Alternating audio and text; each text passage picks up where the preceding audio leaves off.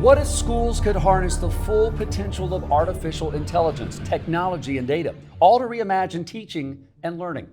Welcome into Queen City News and our Back to School special, Chalkboards to Chatbots, here at the Bioinformatics building on the beautiful campus of UNC Charlotte. I'm Jason Harper. And I'm Annie Satowski. The future of education is already here. And that future is deeply connected to emerging technology. From classrooms to lectures, even some apps, AI is already making its mark. But while AI is here, big questions still remain, especially when it comes to how AI is used in schools. You know, gone are the days when you pack a lunch and you pack a pen and a notebook. That's not enough anymore. Today, AI is not just a tool in education, it is the actual curriculum. It's a digital assistant for both students and teachers, and a new frontier with endless potential. That's right. Over the next hour, we're going to be checking in with professors, teachers, students, even mental health experts, all talking about where AI is leading us in education. From policy to practice, innovation to impact, we're going to explore everything from the ethical dilemmas that some AI may create to the equity divide, even the mental health toll that it can take on some students. And this is a conversation that you'll only see right here on Queen City News. We are honored to introduce our esteemed panel, part of our esteemed panel that we'll talk to for the next hour. Our first panelist up is Dr. Bojan Čukić, who is the Dean and Professor, College of Computing and Informatics, here, our wonderful host at UNC Charlotte. We also have a rising sophomore, Rachel Alexander, is a data science major here at UNC Charlotte. And we also have Ricky Singh. He is the executive director at My Brother's Keeper, Charlotte Mecklenburg. And finally, we have Dina R. Cruz. She is the president of the South Carolina Education Association. Guys, thank you all so much for joining in this panel. It's a big discussion. Everyone's talking about it. Thank you. Let's get right to it. And Dina, we're going to start with you. Okay. You're the lucky one. Here we go. All right, so you represent a lot of the educators in the state of South Carolina. And it's just interesting. Just a few years ago, in 2022, ChatGPT became available to so many educators around the nation. And it was so new that you guys, at least in one district, the Darlington district, you guys blocked almost 9,000 students from accessing it, right? So let's fast forward. Here we are in 2025. What has that journey been like? For one thing, we realized AI isn't going anywhere. So it's here. And we had to have the time to make sure that we understood the programming, what it could offer for our students as well as for our educators. So in blocking it, it's a protection piece because we don't want our children having access to things that we're unfamiliar with.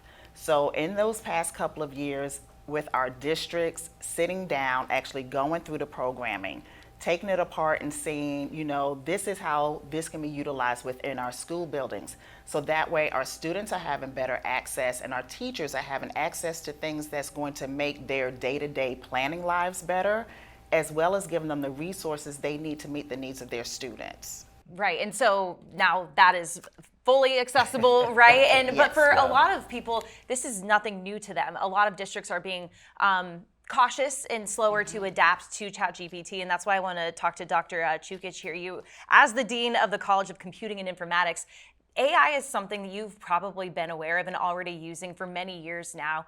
How do you utilize it in your day-to-day life with students? Yes, it is here and it will just become better. Our faculty have several ways in which they utilize it and they're pretty much left to their own devices in terms of how much they want to utilize.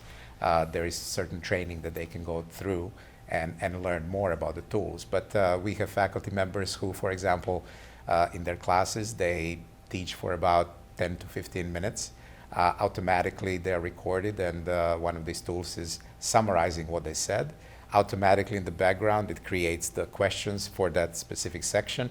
Students are then having 5-10 minutes to answer the questions or little coding segments or something like that.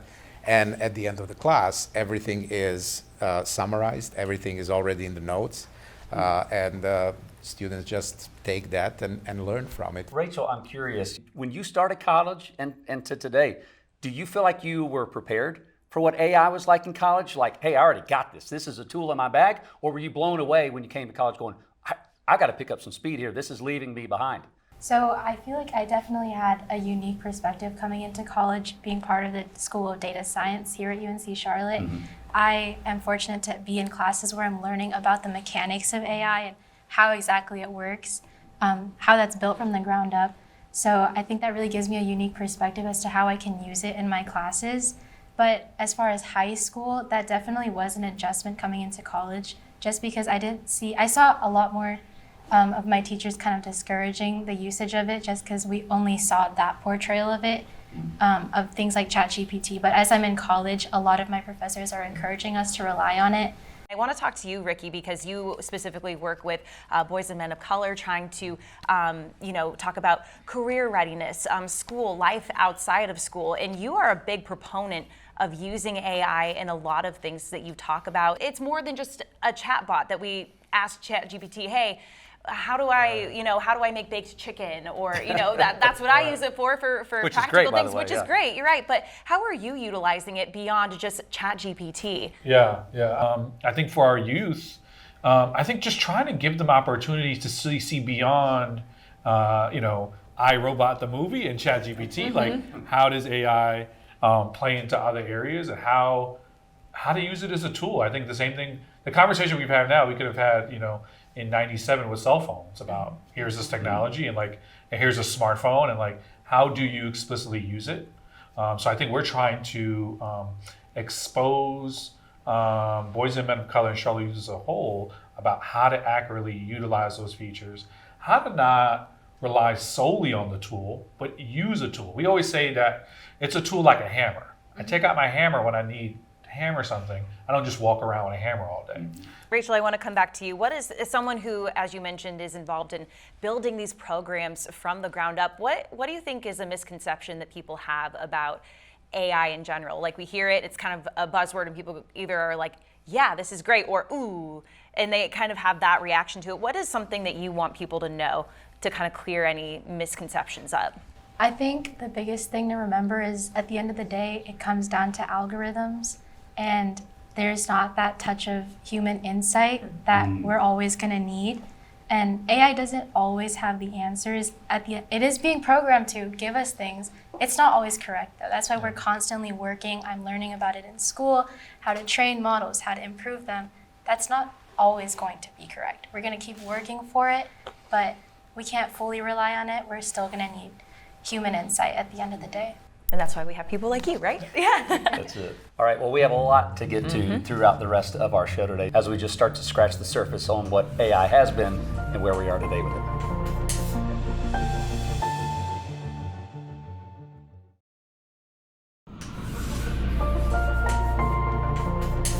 Annie and Jason here, we're back. We're continuing to talk about AI and really the ethics behind it, and cheating is always a word that comes up. We still have half of our panel. We've got Dr. Bojan Čukić is still here with UNC Charlotte, and of course our sophomore student. We've got Rachel Alexander, but we've got two more that we want to introduce quickly. We've got Jax Espinosa, who's an 8th grader at Weddington Middle School in Union County. We're going to get his perspective as a middle school student. And then our good friend, Dr. Cherise Johnson, who is a licensed mental health therapist and counselor running her own practice. Thank you guys for joining us in this conversation. Cherise, boy, in the last couple of years, since the explosion of AI and ChatGPT, everyone just assumes the first time you mention you used it or you turned something in, it's cheating, right? There's this whole ethics behind it. What are you finding with the rise in artificial intelligence in education? Yeah, I definitely think there's a lot of concerns around cheating, and I think some of it is also generational, right? So people who didn't grow up with AI feel like you're not having to go through what we've been through in order to get things in, so there's part of that.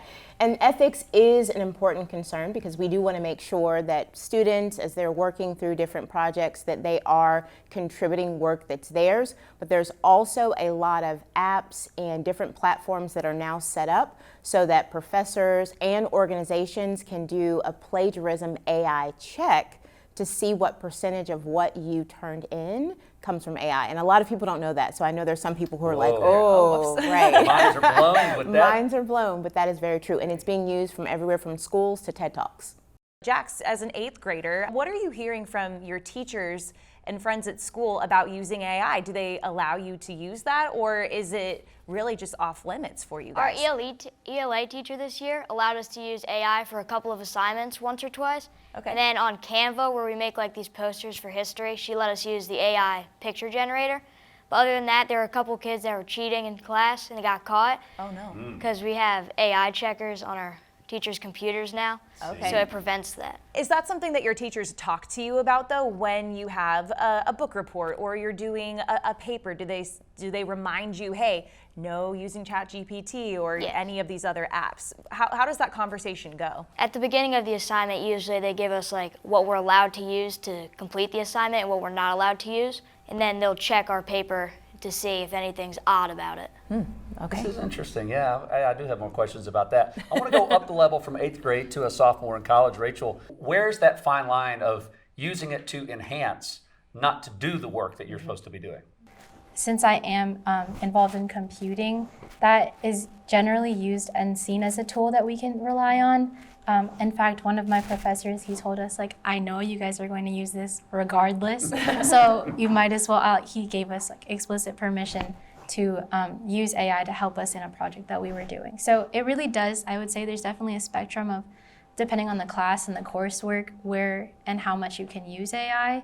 But I've definitely been seeing an increase in teachers and professors being permissive for us to use it. Yeah, which is good. And Dr. Chukic, obviously this is, again, your wheelhouse. What's a dead giveaway that someone has used ChatGPT or another app to complete their work? In many of these cases, you have to allow students to do their work faster while learning at the same rate.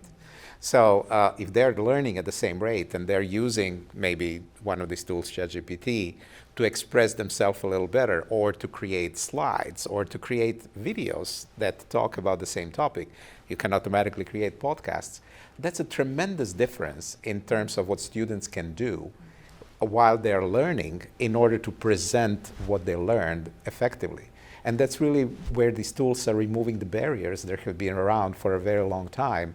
Jax, how do you feel like it's helped you? Like, let's say even just in the last couple of years since you've been in middle school, right? Does it make you feel smarter? Like, how does it make you feel when you're using now a new tool that wasn't even around, not too long ago? I feel pretty neutral about it. It's just another tool that we're allowed to use to help us sometimes. And I just see it as helping myself prepare for what's in the future and is going to end up coming. Wow.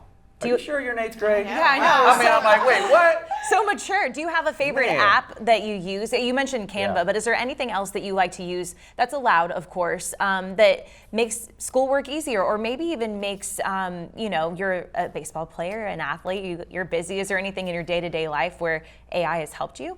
There's this app on like the MetaQuest, Win Reality, uses AI to track your swing and display a baseball being hit Whoa. Wow. Okay. in live time. And that's helping you get better? Yes. Yeah. It's incredible. Charisse, this is a tool that can be used either in public and in class, but it also comes down to integrity. What are you finding with how quickly this is now advancing that we're running into this ethical struggle with people? Are you finding that even with patients maybe? It is advancing so rapidly, faster than we can keep up. By the time you feel like you've learned one set of AI tools, there's another set out. But to me, the integrity comes around you decide when you use it or not, and you're going to be held accountable for that. But the integrity of, can you speak to what you just presented? So people have to realize you can put great podcasts out and really great PowerPoints and all those things, but there's going to come a moment where you have to stand in front of somebody and know that knowledge, and that is where your personal ethics really come into play. Gone are the days of a dog eating your homework. Why algorithms and inputs are now controlling education. How students and teachers are using or not using the technology when our Queen City News special Chalkboards to Chatbots returns.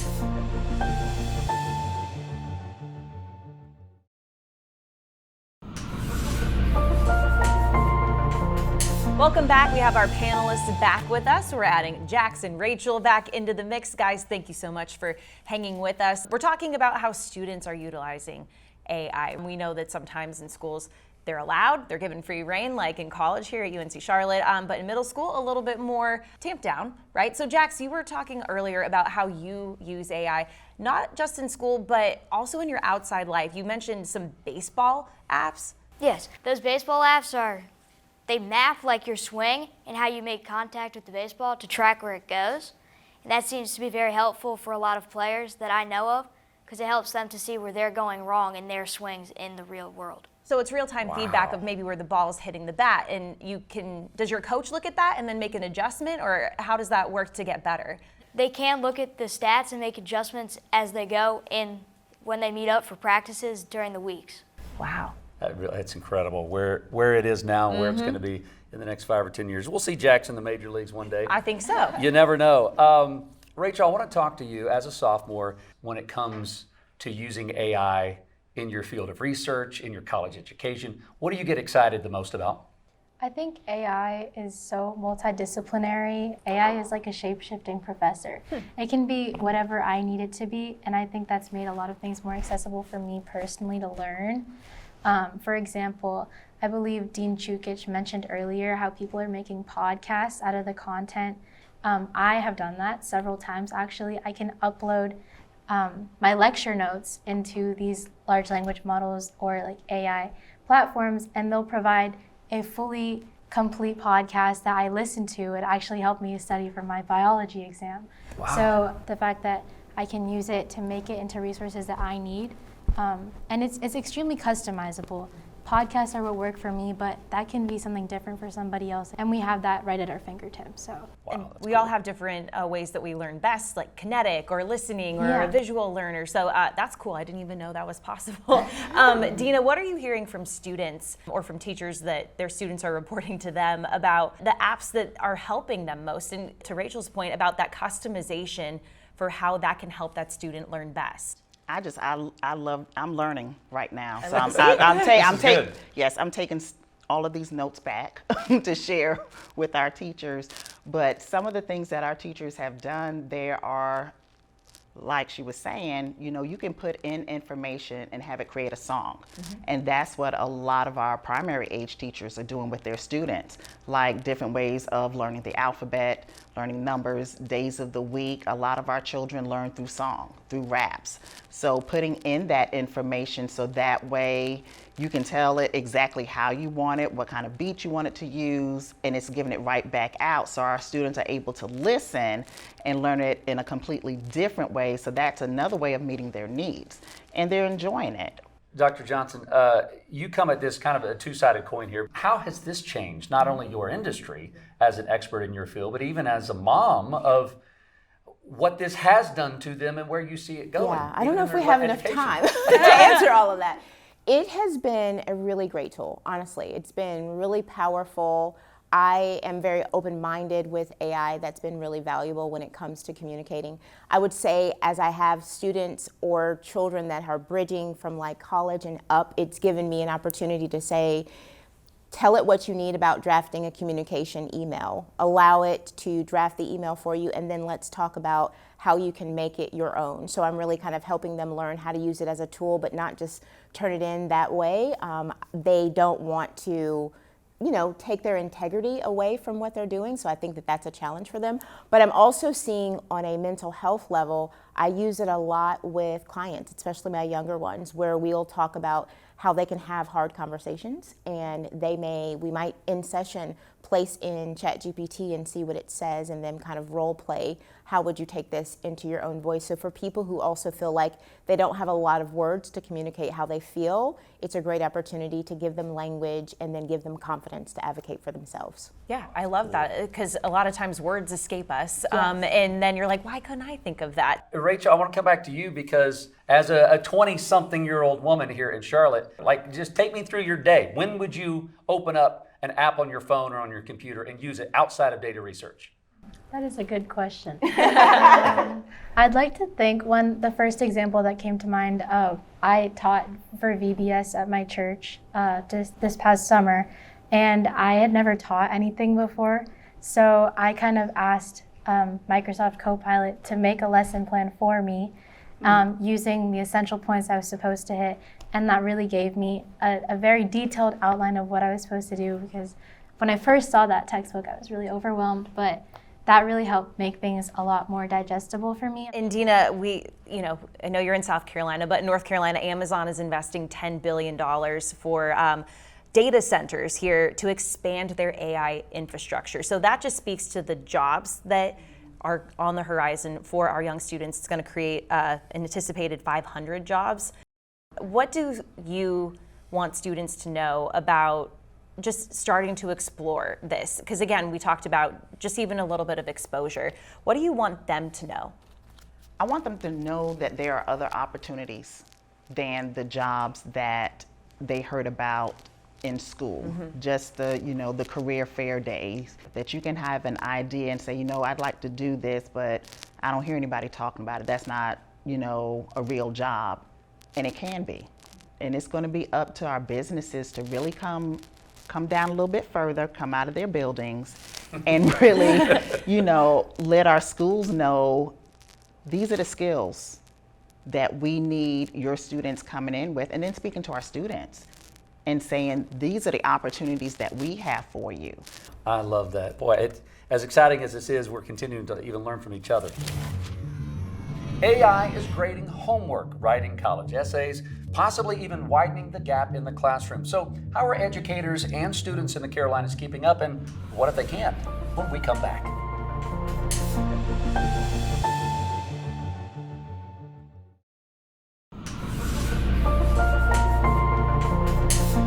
Welcome back to Queen City News and our back to school special, from chalkboards to chatbots. Here we are, Jason and Annie, inside the bioinformatics building at UNC Charlotte. Thanks for joining us. So we know that ensuring equity in education is not a new challenge, but now artificial intelligence does have the potential to make the digital divide even more so. So AI tools, they do require substantial infrastructure, they require a lot of training, and that could have an impact on schools that may not have that in the budget, or that's not really necessarily their top priority. So we're going to bring back our panel. We have Dr. Sharice Johnson still with us, Dr. Chukich with UNC Charlotte, but I want to bring back in Ricky Singh, the executive director of My Brother's Keeper, Charlotte Mecklenburg, and Dina R. Cruz, the president of the South Carolina Education Association. Thank you guys for being back. Dina, I want to start with you as someone who hears from teachers from all over the state, right? What are some of the concerns that they are bringing up to you when it comes to equity and making sure that all students have equal access to this emerging technology that, as we have all shown, it's not going anywhere, and they're going to need for the future? Until we have the proper funding for our rural areas, so that way it's equitable across the board, and it's not a situation where the haves keep having and the have-nots just get further behind. We need to do more with our funding formulas. We need to provide for our rural areas so that way those students are getting the same thing as those areas that have full funding. Ricky, you work a lot with boys and young men of color with My Brother's Keeper as the executive director, constantly working to bridge any kind of gaps of disparity that might be there anyway. Now you throw AI into the mix. Right. Even a couple years ago, were you seeing this as, whoa, I'm starting to see a gap here. How can we jump in as an organization to fill that? Or me personally as a coach and a mentor, what has that been like for you? Yeah, I mean, I think for us, we see the answer in the youth themselves. So what we try to do is, as an organization, is secure funding or grants or proposals that align with employing youth to actually deploy to their own neighborhoods. There's no better force than the community being able to serve its own community. So we're working on securing funding for youth in marginalized communities to become experts in AI and technology to serve marginalized communities, right? So that looks like them serving younger youth. It looks like them spending time in churches for our senior citizens and older citizens. And it looks like educating their parents and family members. We're getting ready to launch an AI social impact program for youth who are interested in AI and its effect on social issues that they're passionate about. So I think the answer is and will always be, we have to start with the youth because they are your next panelists. And we need to engage them now, and we need to pay them for their time to be able to serve in those communities. Dr. Chukich, on a collegiate level, as a top research facility in North Carolina, are you seeing students that come to your program where maybe there were some gaps as they came to school, but AI has sort of equalized all that? They come here to the same playing field. Has that been something that you've seen over the last couple of years where AI has changed it either for the better or worse? Has it brought and kind of level the playing field, or are you seeing a gap? A little bit of both. That's kind of interesting question because Traditionally, you know that UNC Charlotte is an access school, so we admit students from broad range of socioeconomical backgrounds and geographical backgrounds. And so we do see the preparation of students being very different, and we try to equalize that in our introductory years, first years. And that's the same case to some extent with the AI and the sophistication of their utilization of AI.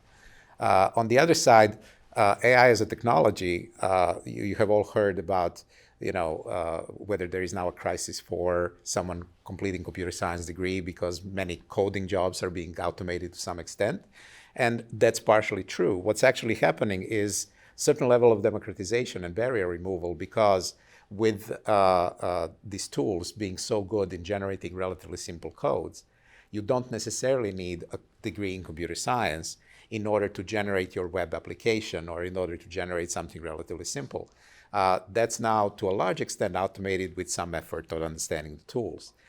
That also means that for many, many majors, our graduates need to actually be better and more sophisticated, because those entry-level skills that have been very important for so many jobs are going to be automated, and our students need to be ready to embark on a higher level of sophistication in those jobs and the skills that may require a little bit more preparation. Dr. Johnson, what do we know about when we have equity gaps in unequal access to things like I mentioned before, again, food, healthcare, but now technology? What do we know about what that can do to a person in their situation mentally for them? Yeah. A lot of what it does to a person, let's just say, will depend on that person. There are some people that will be in that kind of challenge and be very determined to push through it and to rise above it and find the resources. But there will be other individuals, we're seeing some self-esteem knocks. We're seeing people come into situations, students, recent college graduates, much like he was talking about, who are coming into situations and they're very overwhelmed if AI is new to them, but they're also up against somebody that's been doing AI for years. So Jax, who was on one of our earlier segments, will be far ahead of students who are recent graduates. So there is some underlying fear and doubt around, are my skills as a human now going to be enough, or am I going to eventually be replaced? And that's a bigger fear than a lot of people realize at every age. Ricky, a while ago you were talking about communities taking care of your own community. What advice would you give to anyone watching? Doesn't matter what community, doesn't matter where you draw the line around any part of North or South Carolina or how you grew up. What advice would you give them to start learning this and to use it, to treat it with respect, but how we could use it for good? Yeah, no, that's a really good question. My general advice is approach this with an open mind. I think, again, if we bring back to smartphone days, there was probably a lot of controversy around how this might destroy certain things. I think I would push anyone of any age to approach AI and evolving technology with an open mind. Yeah, I was thinking about, what we're all talking about. We also want to make sure that we start creating access and informing parents, because that's also going to be a big divide. If you have parents who are completely unfamiliar, they're not on board, they're not there to assist their children with access, or they feel overwhelmed, you've now removed them from being able to help their child. When it was a book, I could bring the book home, I could look at it, and I could help them, and now you have them doing things that I don't know anything about. So that can create a potential divide. We want those cross-generational opportunities to say, let's have a family night where your children are going to teach you about this new AI resource. So that it just kind of brings it into oh, this wasn't that bad. I see how this could be useful. I think that's a piece of the conversation we definitely want to have with parents. Yeah, I like that. If we're going to grow our own and raise up this next generation that'll be replacing us in our various positions and things, we've got to give back. We've got to go back into our communities and share with them the knowledge that we have and give them the opportunity, so that way when they're coming to college, there might be a little bit of a gap, but at least they've been introduced and they've seen what's out there. Can I give one example? Yeah, of course. Yeah, so like I said, we're getting ready to launch this youth incubator of the cross-section of AI and social impact. Right now we have youth that are getting ready to apply. So one of our youth is pitching to create a multilingual chatbot that helps to coach families through the FAFSA application process. Oh, wow. That's a So good one. if you know anything about FAFSA, Yes. it's gone through a lot of transition. It can be overwhelming for students, But sometimes students understand it and it's like overwhelming for the parent or the grandparent. Yep. So his solution is, how do we have a readily available chatbot that can help coach families through that process? But see, like, that's as simple as it is. I think it's just like opportunities in AI is like, how do we find funding to provide space for our youth to think about positive ways in which this technology can be used? Yeah, a great example, and great. reinvesting in the community, and you never know what you might spark in a student Right. who said, this person came to the library and now I want to be just like them. When we come back, we're taking a look at the mental health toll technology in our schools is having, both on students and teachers alike.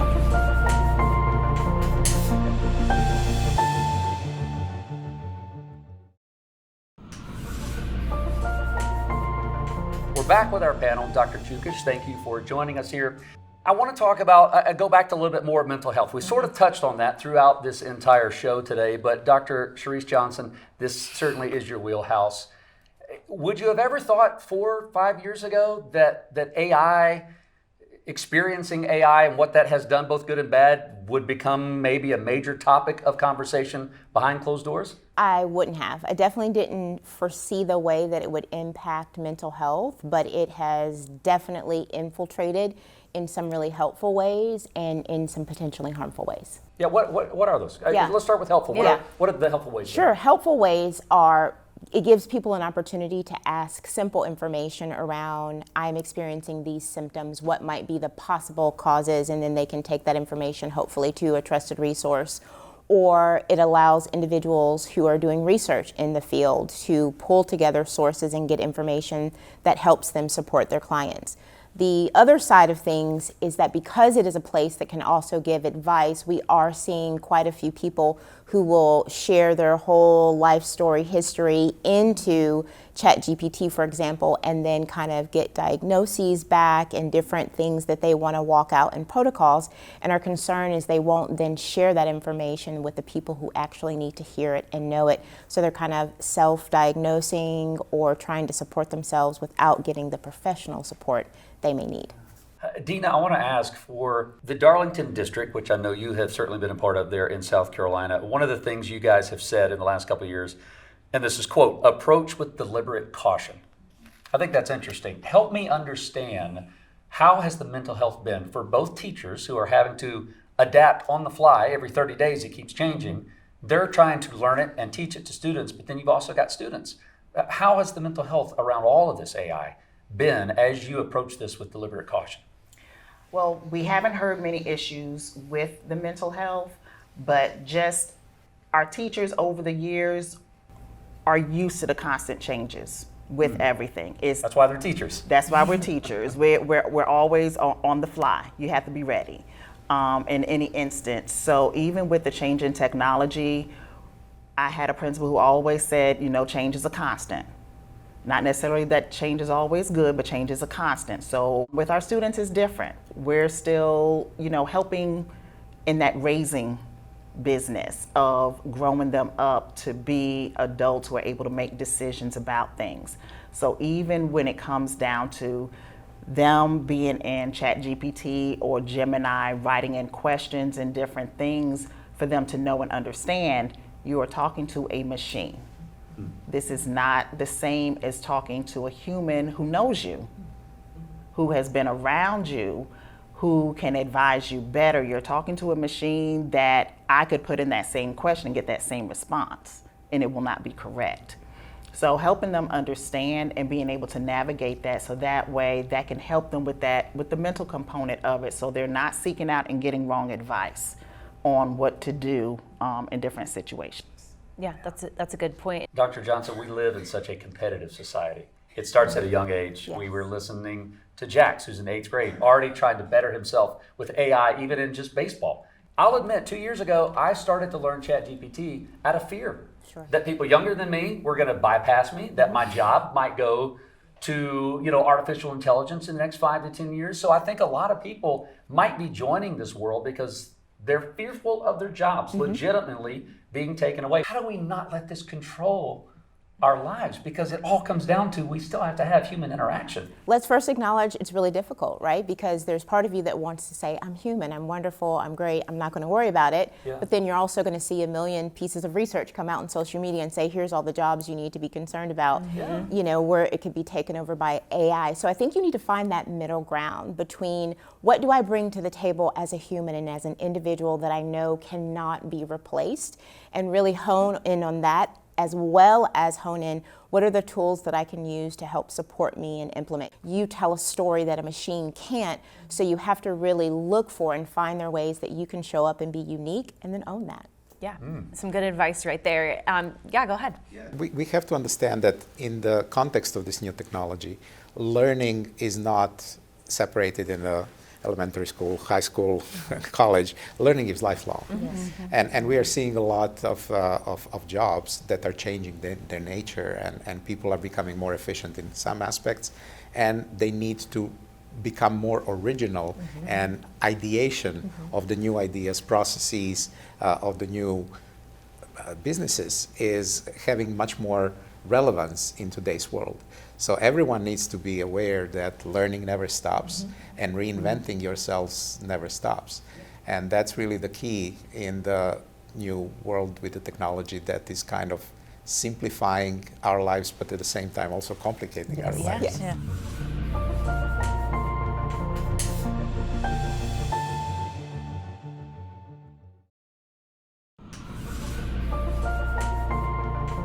I remember years ago, the more technology changed, we would hear, oh, you know, robots are going to take over teaching, you know, and now we have AI. AI is going to be the teacher. Nothing takes the place of human interaction. And ChatGPT and Gemini, as great as they are, cannot control discipline in the classroom. That's a great Yeah. point. They cannot build relationships with students Yeah.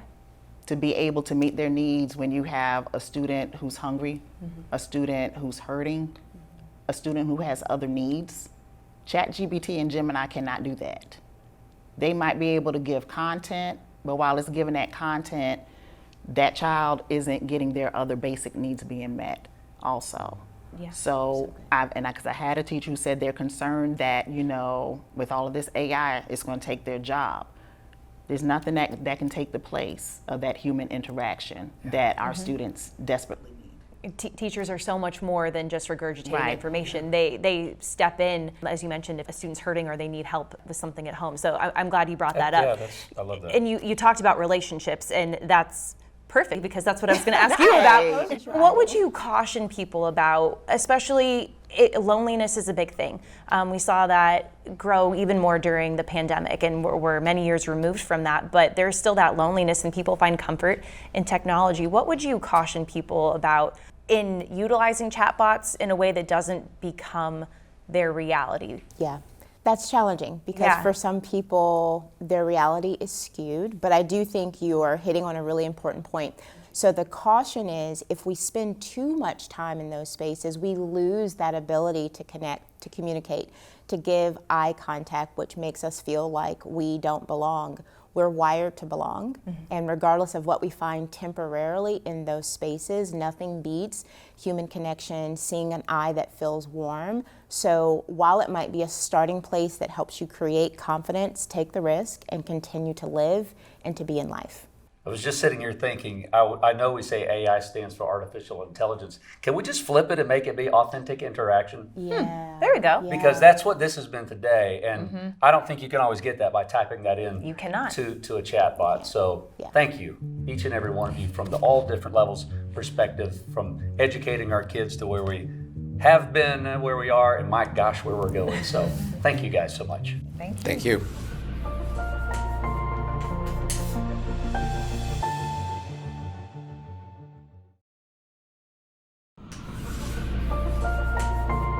Today, we've heard from students who are already navigating a world where artificial intelligence is part of their everyday learning journey. We also heard from educators who are finding new ways to guide them through it. Now, what's clear is that AI is not just a trend, it's here to stay. That's right. The future of AI in education isn't really about replacing people, as we heard many times here. It's about empowering them, and nothing can take the place of human connection. So as we head into this new school year, the lesson might be this: embrace the tools. Yeah, and keep asking questions. And remember, education's greatest power is still its people. Thanks so much for joining us for this Queen City News Special.